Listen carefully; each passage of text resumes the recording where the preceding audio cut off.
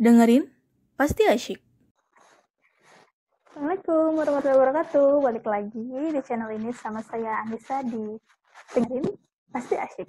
Sekarang kita mau ngobrol-ngobrol sama seseorang yang sepertinya dan kayaknya dia puitis.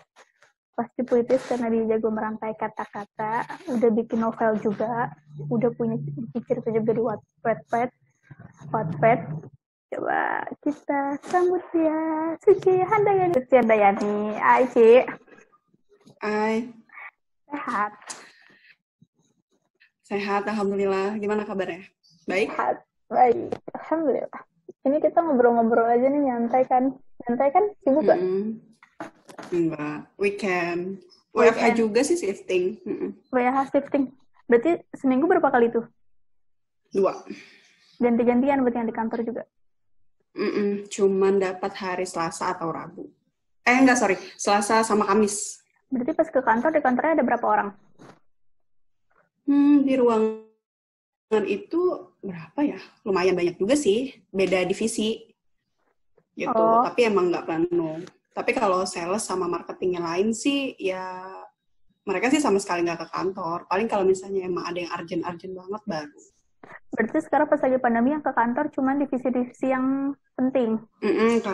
Kayak admin buat invoice kan gitu, orang-orang importir segala macem gitu sih. Kalau misalnya emang sales apa yang lainnya itu sih kayak Uci gitu, jadi bisa di rumah karena kan emang kerjanya bisa dibawa di rumah tuh. Tapi nggak ada PHK karyawan? Nggak ada sih, alhamdulillah. Karena di kesehatan kali ya, Ci? Maksudnya jadi normal apa nggak tuh jadi berjalannya? Enggak sih, aku baru dengar dari temenku ya, ada salah satu distributor obat gitu ya, yang nge-PHK-in karyawannya gitu. Tapi kayaknya sih entah untuk divisi kesehatan ataupun yang lainnya, sekarang sih lagi terancam ya gitu. Makanya kan orang-orang semuanya pada waspada banget lah buat kena PHK ini gitu. Jadi ya jangan sampai dijauhin. Iyalah, berarti kau nggak mengalami ini dong, keguncangan ekonomi. Ya Allah, amin ya Allah. Tetap gajian kayak biasa ya? Gajian kayak biasa gitu. Jadi ya alhamdulillah lah. Berarti dapat THR dong? Dapat alhamdulillah. Udah di minggu pertama. Cepet banget. Minggu pertama puasa. Bisa beli baju lebaran ya? Ya ampun. Perlu banget ya beli baju lebaran. Berasa bocah ya. Iya bener. Ini mau nanya nih, kan udah banget kan Nilan sama Uci. Ayu udah bikin novel juga. Sebenarnya yang mau ditanyain tuh kayak gimana? Maksudnya lu kayak suka banget sama nulis-nulis kayak gitu sampai akhirnya bisa bikin novel. Itu ceritanya gimana? Novelnya juga kan kalau baca tuh menyentuh hati ya. Kata-kata ya Allah bener. Sebenarnya sih emang awal suka nulis, jadi aku cerita dari awal perjalanan kenapa bisa bikin novel juga gitu ya. Pertama sih emang waktu pas mondok itu udah mulai suka-suka, kan kita jauh ya dari orang tua gitu, jadi kalau misalnya ada masalah apa-apa nggak mungkin cerita dong, dan kita nggak ada akses handphone juga gitu, jadi udah mulai suka tuh nulis dulu kan kayak diary ya Allah, suka geli gitu kalau baca sekarang curhatan deh. Masih ada tuh dulu gitu. Nah masih ada kayaknya ya. Nah terus semakin naik kelas gitu, bertambahnya baca buku apa segala macam, terus jadi suka ikut lomba. Kalau ada lomba yang dilangsungin sama bagian perpus ataupun kayak lomba puisi di luar gitu, kalau misalnya memang diizinin sama guru sih, waktu itu sempat ikut lomba gitu, dan alhamdulillahnya menang se-Bogor waktu di MAN itu sih. Nah terus kesini-sini ngerasa udah jarang banget nulis. Pertama kali banget itu ikut program penulisan KMI, jadi sponsorin sama Ustadz Saiful Falah, founder Santri Nulis gitu. Coba ikut gitu. Jadi di tengah-tengah kuliah sama kerja, aku kan kuliah sama kerja juga ya, jadinya ya udah coba aja sekalian ikut gitu. Nah mereka itu visinya adalah satu orang wajib banget bikin satu naskah. Nah, nanti naskah itu bakalan diterbitin oleh mereka gitu untuk menjadi buku. Dan alhamdulillahnya di antara sekitar 25-an orang ya, apa 40 orang gitu, cuman 22 orang doang yang berhasil menyelesaikan naskah itu gitu, dan termasuk Uci juga gitu. Awalnya sih gitu ceritanya. Itu dalam waktu berapa lama tuh kalau bikin novel kayak gitu? Waktu itu deadline-nya, aku ikut Februari, terus deadline-nya Juli. Jadi sekitar mungkin fokus-fokusnya sih itu 3 bulan. Dan itu dibarengin sama lagi penelitian skripsi. Jadi lagi sambil ngerjain skripsi juga gitu. Berarti pikirannya antara ilmiah sama imajinasi ya? Iya, betul. Anda betul sekali, Kakak. Itu gimana bisa? Berarti basicnya tuh karena suka baca? Basicnya karena Iya, sebenarnya sih karena gini ya, menurutku sih impossible banget buat orang yang suka nulis itu dia nggak suka baca juga, karena mereka tuh biasanya stagnan di kosakata ataupun di pelajaran-pelajaran yang bisa dapat lah. Kalau Uci tuh lebih baca buku sendiri itu buat lebih kayak, oh ternyata kayak gini loh, oh ternyata ada hal yang emang menurutku pengetahuanku masih kurang, itulah kenapa kita masih terus harus sering baca gitu. Jadi kan nggak mungkin ketika, ya bukan berarti Uci nulis novel terus sudah terbit, terus sudah terjual juga gitu, merasa bahwa oh tulisan gue udah cukup nih. Enggak, itu nggak kayak gitu sih. Masih banyak banget buku-buku yang baru, masih banyak banget ilmu pengetahuan yang istilahnya vitamin lah gitu, dan itu tuh jadi makanan banget buat otak, dan itu buat nulis juga gitu. Itu membantu banget. Paling sering berarti baca buku apa? Semua genre sih, tapi emang accept-nya lebih ke novel gitu. Tapi sekarang sih lagi prefer di buku-buku kayak psikolog ya gitu, healing soul, apa mental health awareness gitu-gitu segala macam sih. Karena kan ya kita tahu sendiri ya ternyata nggak cuma di luar negeri gitu, bahkan di Indonesia sendiri gitu. Mental healing itu masih, ya mental isu itu masih jadi hal yang tabu di masyarakat kita gitu. Jadinya sempet mau punya cita-cita gue lanjut S2 psikolog, bisa nggak ya gitu. Sebenarnya kita dari farmasi ke psikolog nggak tahu. Entah ya, belum cari info sih. Berarti sekarang lagi mau bikin novel lagi apa gimana? Iya sih, sekarang sih lagi nyoba fokus buat nulis di Wattpad gitu. Di Wattpad. Udah berapa episode di Wattpad? Ya Allah, baru sedikit ya. Baru sedikit ya itu. Kebahagiaannya itu gimana? Maksudnya kalau di Wattpad kan kelihatan ya, misalnya yang udah baca nih berapa gitu. Kalau terus kan kadang mereka komen, respon gitu kan? Iya, ngevoting gitu atau komen gitu kan. Nah dari situ tuh kayak, bedanya mungkin kalau misalnya buku sama di Wattpad ini, ketika buku tuh kita prosesnya panjang ya untuk jadi buku, terus untuk diterbitin, untuk dijual, dan ketika mungkin si penulis ketemu sama orang yang baca ini gitu, readernya, itu tuh perlu proses panjang. Nah kalau misalnya di online ini, itu tuh cepet gitu, jadi kita nulis, entah mungkin sebenarnya sih Uci termasuk orang yang jarang banget tuh buka Wattpad gitu. Bikin akun dari 2016, honestly banget, Desember 2016, dan baru ngeh lagi mau nulis di tahun sekarang. Astagfirullah, itu benar-benar. Nah kemarin itu sekitar paling sebulan sekali gitu ya buka Wattpad-nya, tapi ya dalam jangka itu sih alhamdulillah gitu ada yang baca, terus ada yang, kan kita kelihatan kan berapa sih, kita perhatiin jauh gitu berapa banyak orang yang baca gitu terus yang nge-voting, terus ada lagi yang cerita kita tuh dijadiin daftar bacaan buat mereka gitu, berarti kan which is ini jadi favorit dong gitu, dan itu bikin melting, seriusan gitu. Padahal sih, baru episode pertama dan baru pertama kali posting juga di Wattpad itu. Iya, baru itu aja sih itu. Kalau novel berarti lebih ke apa nih, percintaan ya? No. Enggak sih, lebih ada sih romance-nya, tapi lebih kayak mungkin lebih kayak ke itu tadi yang aku bilang, lebih ke kayak mental health-nya gitu, lebih ke kayak life ya lingkungan hidup apa gimana segala macam gitu. Karena entah kenapa pengen banget gitu apa ya istilahnya tuh, assignment lah gitu, ngasih apa sih nih, ngasih ilmu lah, pengetahuan gitu. Jadi kayak istilahnya pengen nyoba ngobrol gitu ke orang lain, walaupun kita nggak kenal gitu kan secara personality gitu, tapi pengen ngomong istilahnya, lu tuh nggak sendiri gitu, menghadapi setiap kesulitan tuh lu nggak sendiri gitu, ada gue, ada siapapun, ada, lu harus percaya gitu sama diri lo sendiri gitu. Dan gue mau bilang makasih banget sama diri lo yang udah memutuskan untuk bertahan gitu kan, di semua kesulitan gitu, di setiap rasa sakit gitu. Tapi ketika bahkan keraguan itu mungkin semua orang kayaknya ya gitu pernah mengalami yang namanya, kok gue sampai detik ini gue belum jadi apa-apa ya gitu, gue bisa nggak sih gitu, gue melakukan ini sia-sia nggak sih gitu. Nah, lo tuh nggak sendiri gitu. Jadi sih banget lah ya, berterima kasih banget sama diri kalian yang memutuskan nggak menyerah sedini mungkin, terus bertahan, enggak nih kayaknya gue bisa nih gitu, ya udah yuk kalau mau nyerah ya udah sedikit lagi aja gitu.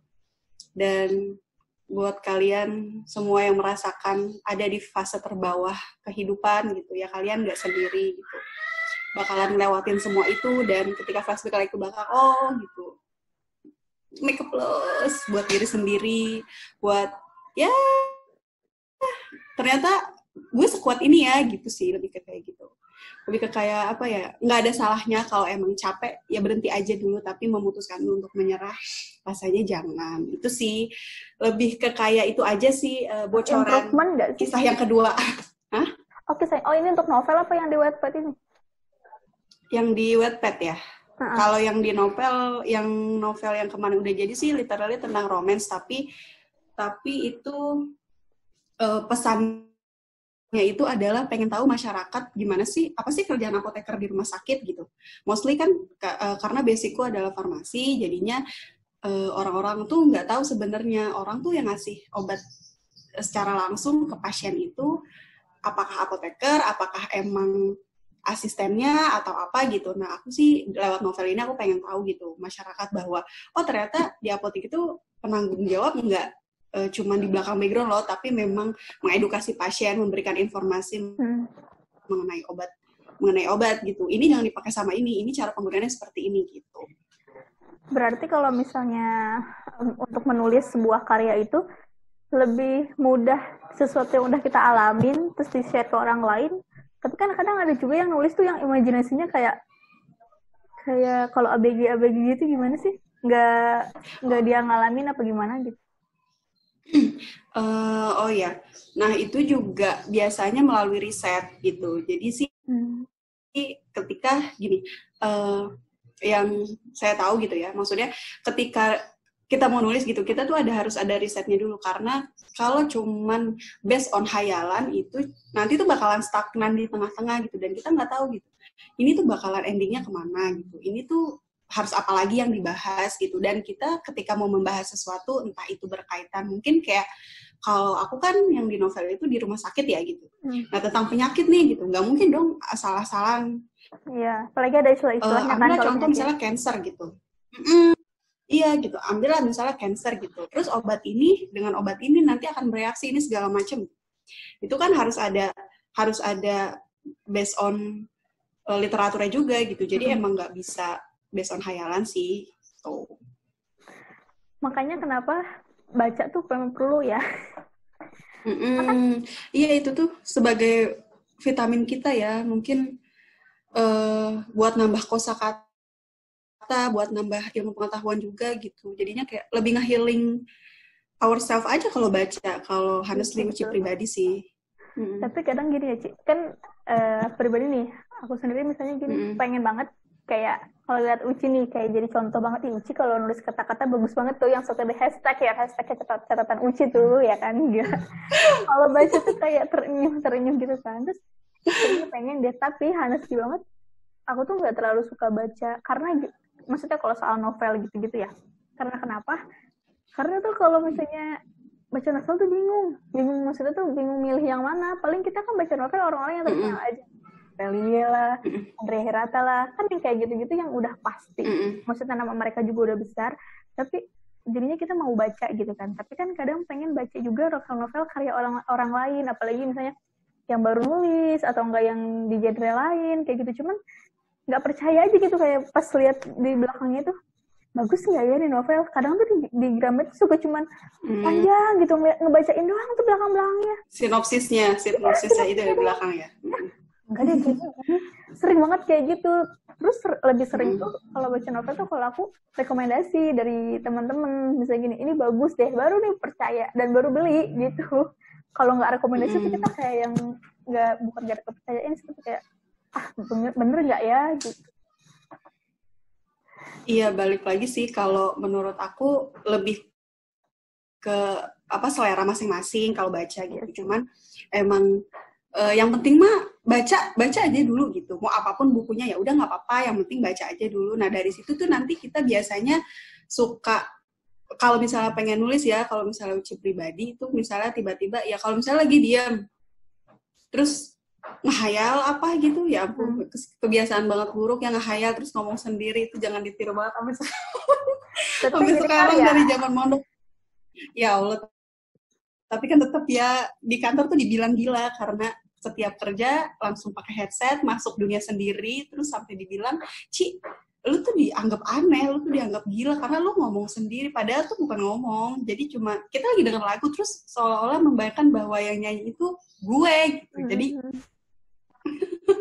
kan gitu, kadang kayak gitu lagi bisa kayak menenangkan diri sendiri nggak sih, ngomong sama diri sendiri kan. Iya. Makanya lebih kayak ya itu, kenalin lagi diri sendiri gitu. Nah, tapi kalau misalnya balik lagi ke mengenai selera baca itu, apapun genrenya gitu, menurutku sih lanjutin aja dan nggak apa-apa gitu. Nanti juga seiring berjalannya waktu tuh akan bertambah gitu. Dan biasanya sih suka ngikutin perkembangan info-info terbaru. Oh, ini loh buku yang baru launching. Oh, ini loh gitu. Dulu tuh sama sekali nggak pernah suka buku-buku ini terjemahan dari luar gitu ya, tapi sekarang lagi emang dibanyakin untuk yang terjemahan dari luar gitu, karena aku kan suka banget nonton film ya, edik banget kalau sama film ya, bisa sampai jam 2 jam 3 baru tidur.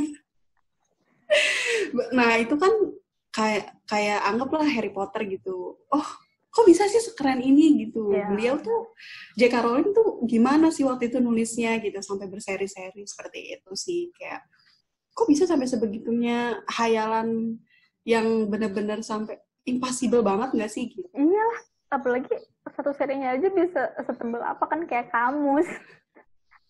Iya makanya itu. Nah tapi jadi tuh kalau Uci ketika udah baca buku ya udah aja masuk dunia sendiri, sama halnya kayak baca headset gitu. Jangan kan kalau lagi di di ruangan lah, di dalam ruangan gitu ya. Ya kalau di dalam ruangan otomatis ya udah kita diri kita sendiri gitu.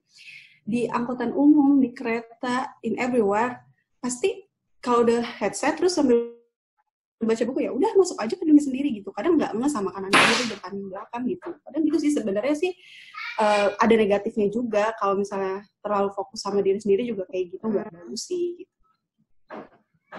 Terus jadi lagi meminimalisir gimana nih gitu, gimana nih gitu.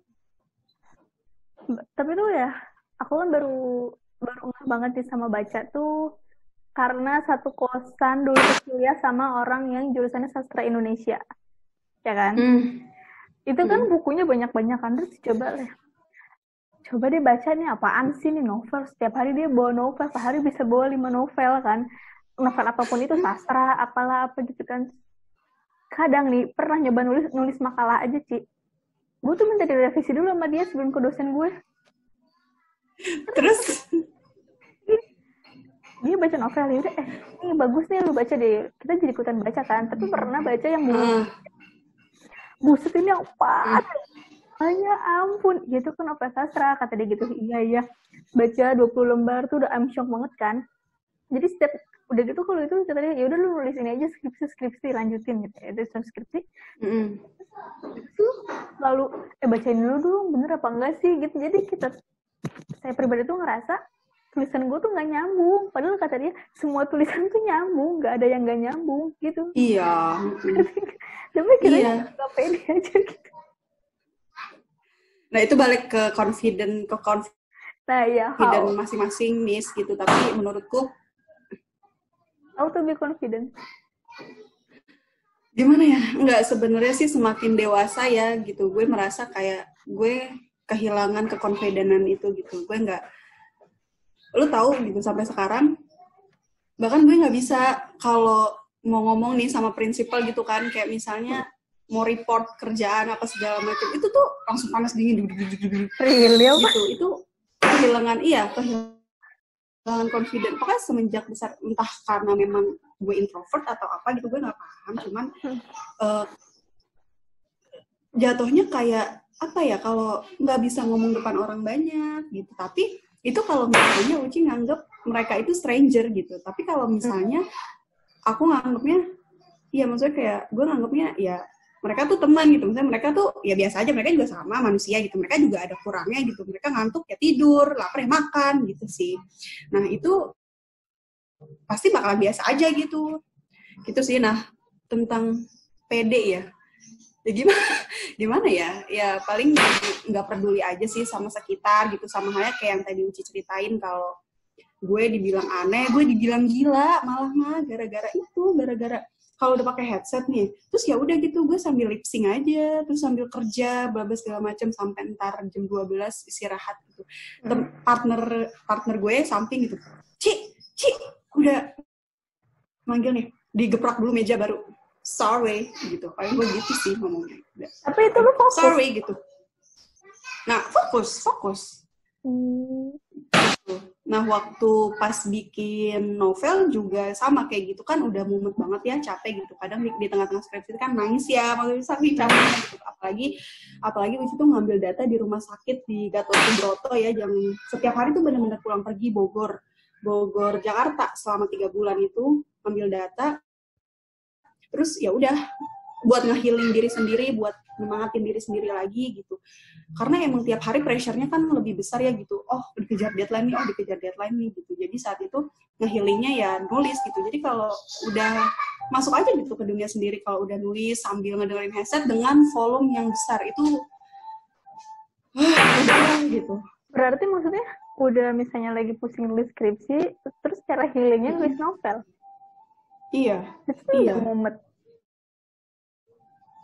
Karena ya itu tadi, karena kan sambil ngehayal juga gitu. Jadi sepanjang pulang nih, anggaplah di kereta gitu ya, dari Gondang Dia ke Bogor, itu kan lumayan ya berapa stasiun gitu kan. Nah dari situ tuh misalnya ntar suka mikirin, oh kelanjutannya gimana ya, oh gimana kalau misalnya kayak gini, oh gimana kalau misalnya kayak gini. Nah terus kalau misalnya ada butuh beberapa data based on literatur gitu, pasti biasanya Uci langsung nyari gitu kan, langsung nyari di buku gitu, atau di ya emang artikel-artikel yang menunjang itu gitu. Saya kayak gitu sih. Nah makanya langsung suka lupa waktu, suka sampai seriusnya udah jam 2 gitu, seriusnya udah jam 3 gitu. Kalau tidur ya udah langsung tidur kan, terus bangun lagi subuh gitu aja terus gitu. Terus paginya langsung lagi ke rumah sakit lagi gitu buat ngambil data lagi gitu sih. Ya selama Juli itu, dan alhamdulillah sih kekumpul saat itu. Deadline Juli ya, akhir Juli pokoknya, akhir Juli Uci ngirim jam 12 malam. Jumlah halaman novelnya minimal 100 ya kalau novel ya? Novel itu 200-an lah ya. Minimal ya? Iya. Oh, not 100 ya? Untuk newbie, 200 lebih. Nggak inget sih, apa 250-an apa berapa gitu, tapi di atas 200. 3 bulan bisa 200 halaman. Itu tantangannya, selain imajinasi, terus waktu, terus kosakata kali ya, kosakata si penulisnya kan berarti. Apalagi itu kalau misalnya kayak biar gue udah research nih, gue bakal nulis yang ini, itu menentukan itu gimana, tips buat nentuin kayaknya yang ini nih yang lagi disukain sama orang-orang saat ini gitu. Kayaknya kalau gue nulis ini yang suka kayak gitu. Kayak maksudnya tuh topiknya ya? Maksudnya tuh maksudnya tuh kalau misalnya kita mau bikin baru gitu, apa udah di tengah-tengah? Kalau mau bikin baru nih. Iya sih, paling kan kita udah ngeriset pasar dulu ya gitu. Dan pertama kali banget yang perlu kita tentuin adalah pasar untuk target pembaca kita tuh umur berapa. siapa, dewasa awal kah, remaja kah, anak-anak kah, atau memang yang udah dewasa gitu di atas 25 tahunan gitu kan. Apakah itu? Nah, nanti tuh setarain sama pembahasan di dalam novelnya itu gitu sih biasanya. Jadi tuh untuk pertama kali tuh kita mau bikin siapa gitu, siapa yang baca. Terus kemudian maksudnya pasar targetnya itu kan siapa. Terus abis itu ini cerita gimana di dalamnya gitu. Apakah maju mundur gitu alurnya, kita harus tentuin alurnya gitu. Nah sebelum bikin cerita gitu, sebelum bikin novel atau buku atau apapun itu gitu, biasanya sih bikin mind mapping. Jadi ditentuin gitu mau berapa bab, terus per babnya berapa halaman, terus nanti dibikin grafik gitu nih, dia mau misalnya dia pertama kali maju naik lah gitu kan, terus stagnan, terus dia naik lagi misalnya ada konflik apa segala macam, terus nanti flashback ke belakang turun lagi gitu grafiknya ke bawah gitu sih. Sebenarnya lebih kayak ke ya itu sih sepemahaman kita aja, senyamannya kita bikin grafik itu mappingnya kayak gimana gitu, tapi supaya nggak keluar jalur kemana-mana. Nah itu tadi kalau misalnya cuma based on hayalan, pasti itu kita bakalan keluar jalur dan akhirnya kok nggak nyambung ya gitu sih. Nah makanya perlu banget bikin mapping itu gitu. Berarti dari awal kita nulis karena udah dibikin mapping, kita tahu nih endingnya bakal kayak gimana gitu kan. Tinggal mikir mungkin di tengah-tengahnya rancu apa gimana gitu. Iya, makanya itu kadang, nah Uci tuh ada satu buku yang emang Uci beli khusus, dia buat coret-coret sih gitu, kayak misalnya dapat inspirasi nih, oh ini buat di bab tengah-tengah nih gitu, di bab misalnya anggaplah bab 10 misalnya gitu, oh ini ya udah coret-coret aja dulu, misalnya si tokoh A misalnya ketemu ini, terus mereka berantem apa bla bla segala macam gitu kan. Terus nanti pertamanya kayak gini loh, prolognya gini, misalnya epilognya gini, atau mungkin ketemunya langsung endingnya. Nah tapi kan berarti kita harus cari dong di beginning sama di tengah-tengahnya itu di middle kayak gimana gitu kan. Nah udah tugas kita langsung kayak ini nyambung nggak ya kayak kalau kayak gini. Nah balik lagi tuh ke riset pasar gitu. Sekarang tuh masyarakat tuh maksudnya orang-orang yang target kita tuh lagi apa sih, suka apa sih gitu. Mereka tuh lebih prefer di apa sih gitu. Kayak itu tahu target pasarnya kayak gitu gimana? Punya lagi. Apa? Kalau tahu target pasarnya itu lagi suka itu, cara risetnya gimana? Oh, kita ya maksud biasanya sih lihat aja dari sosmed ya gitu. Biasanya searching entah by hashtag atau apa gitu-gitu. Biasanya kan lebih banyak lah. Kadang sampai bukain misalnya salah satu portal media sosial gitu, terus yang komen-komen sampai gue buka gitu profilnya. Oh, kira-kira ini umur berapa ya? Ini umur berapa ya gitu. Maksudnya yang sampai sering komen apa segala macam. Oh, ternyata di kalangan mereka anggaplah kita ambil satu contoh di remaja gitu ya. Mereka kan maksudnya lagi perpindahan antara dari remaja gitu kan ke dewasa awal. Nah itu tuh gimana sih, mereka tuh kan lagi labil-labilnya tentang apa sih, entah tentang relationship abuse or apapun gitu kan, tentang ya lu tuh boleh gitu suka sama orang gitu, tapi ya lu jangan goblok juga gitu. Maksudnya kayak ya logika lo dipakai deh segala macam gitu. Atau tentang ya broken home gitu. Apakah emang yang semua anak broken home selalu hancur gitu? Enggak juga, banyak kok yang berhasil gitu. Apakah emang pasti tuh ada aja lah gitu. Jadi tuh emang harus ditentuin dulu sih. Benar-benar harus dibikin mappingnya itu dulu kayak gimana. Jadi kita balik lagi ketika kita lupa, oh iya nih gue harus nyari ini nih gitu. Mau sampai gimana pun yang kita cari itu harus kita ketemuin dulu gitu. Si jawabannya ini. Baru sih nanti berlanjut lagi. Pertanyaan terakhir nih, Ci. Lebih enak nulis untuk dipublish dijadiin novel atau di Wattpad itu? Kalau sekarang sih honestly-nya lagi di di portal online itu ya.